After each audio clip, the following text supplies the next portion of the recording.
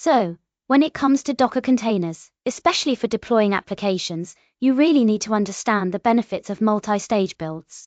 It's like having different stages in a race, each serves its own purpose. Yeah, I've seen examples but haven't fully grasped why we can't just use one stage and keep things simple. Exactly. The idea is that you start with a full-fledged build environment, compile everything there, then copy only what you need into a smaller runtime image. This way, your final container is much lighter and more secure because it doesn't have all the extra tools used during the build process. That sounds efficient, but how do you ensure you don't miss anything important?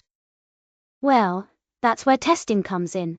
You test each stage independently and make sure that by the time you get to the last stage, everything works as expected without needing any of those intermediate tools anymore. Plus, it reduces the attack surface significantly, since the runtime environment is stripped down to just what's necessary. Makes sense. But isn't it tedious setting up multiple from statements in a single Docker file? It might seem like more work at first glance, but once you get used to it, it becomes second nature. And think about it this way, it's better than dealing with bloated images that could be vulnerable. Also, consider how much easier updates become when your image size is minimal. Less data to transfer means faster deployments. True, especially considering network bandwidth constraints in some environments. Absolutely. And speaking of reducing image size and speeding up builds, let's talk about optimizing Dockerfile instructions. There are some really neat tricks you can use to make your Docker images leaner and faster to build. Like what exactly? I've heard of using Docker in or files, but are there others? Definitely. One key thing is to minimize the number of layers in your Docker file. Each run, copy, or add command creates a new layer, so try combining commands where possible. For example, instead of running multiple apt-get install commands separately, combine them into one line.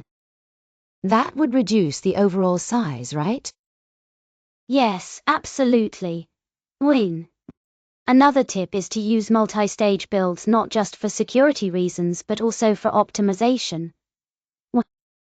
In the first stage, you can download dependencies and do all the heavy lifting, then in the final stage, only copy over the compiled artifacts and nothing else.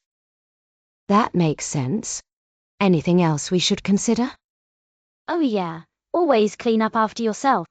After installing packages with apt-get, be sure to run armrf4 lib apt lists to clear out unnecessary package lists. Also, use the no cache option when building locally to ensure everything gets rebuilt from scratch occasionally. Good point. It seems like there's quite a bit to keep in mind for efficient Dockerfile writing. Indeed, but once you get these practices down, it really streamlines the entire process. Plus, it feels great to see those smaller image sizes and quicker build times. Speaking of efficiency, another crucial aspect is managing configurations within Docker containers. Environment variables are incredibly handy for this purpose. I see. How do they help specifically? Well, environment variables allow you to externalize configuration details. This means you can easily change settings without rebuilding the Docker image. For instance, you might have different database connection strings or API keys that vary between development and production environments. That sounds very flexible. Exactly. You define these variables in your Docker Compose YML file, or pass them directly when running a container with the E flag. It keeps your codebase cleaner and more adaptable to different environments. Are there any best practices for using them effectively? Absolutely. First, use descriptive names for your environment variables to make their purpose clear. Second, group related variables together, which helps maintain organization.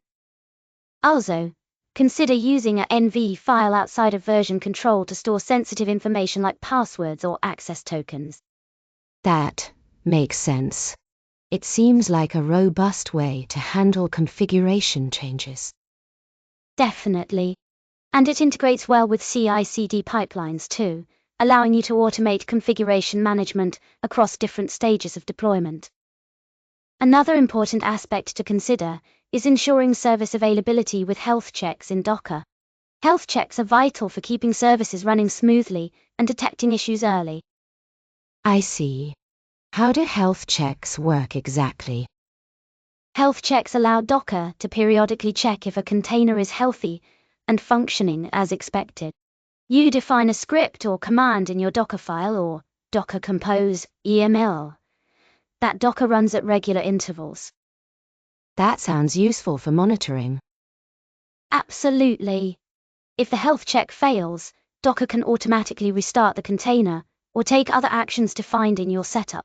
This ensures that your services remain available, even if something goes wrong.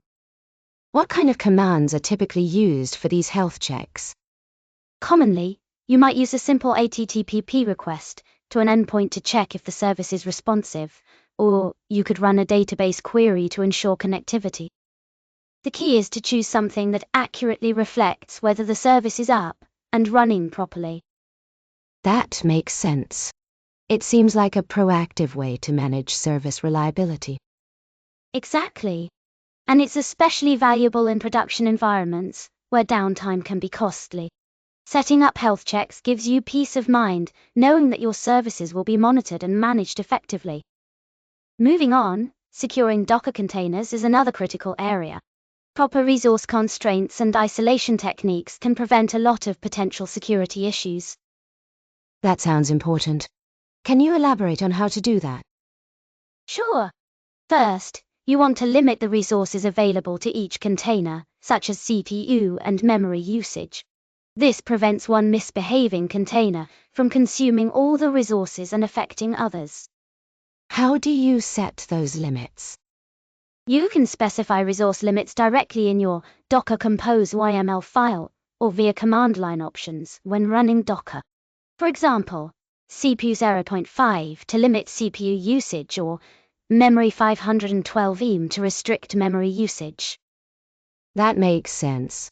What about isolation techniques? Isolation involves ensuring that containers are separated from each other and from the host system. Using namespaces and groups helps achieve this by isolating processes, networks, and file systems. Additionally, you can leverage features like read-only file systems for parts of your container that shouldn't be modified at runtime. Those sound like effective ways to enhance security. Definitely. By combining these strategies, you create a more secure environment where vulnerabilities in one container are less likely to impact others or the host system.